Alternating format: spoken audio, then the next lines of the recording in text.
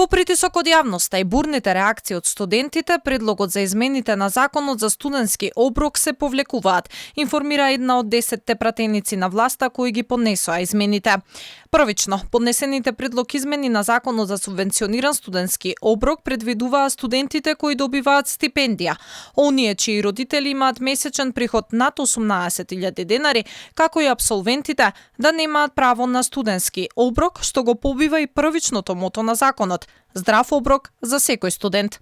Откако студентските собрања од универзитетите Скопје, Битола и Штип јасно и гласно кажаа дека ваквиот предлог не смее да биде прифатен затоа што на овој начин ќе се дискриминираат студентите, предлагачите сега ги повикаа на средба заедно со министерот за образование и наука за да се направеле усогласувања во однос на измените. Од Универзитетското студентско собрание при УКИМ ќе присуствуваат на средбата и најавија дека нема да отстапат од нивните барања.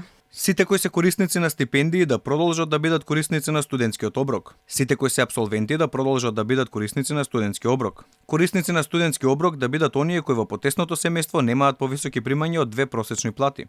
На средбата ќе присуствуваат и од Универзитетското собрание УКЛО Битола, откаде се наставот дека не го поддржуваат новиот предлог и дека такво предложено решение ќе доведе до дискриминација на студентите која била направена и минатата година со нееднакво покачување на стипендиите.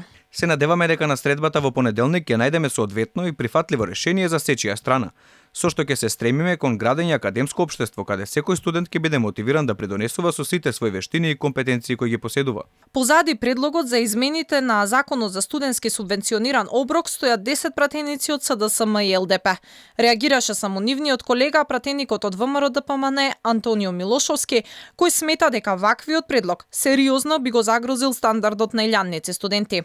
Инаку, според актуелниот закон кој беше донесен во февруари 2020, право на субвенциониран студентски оброк имаат редовните студенти на додипломски студии на државните и приватните универзитети кои се државјани на Република Македонија.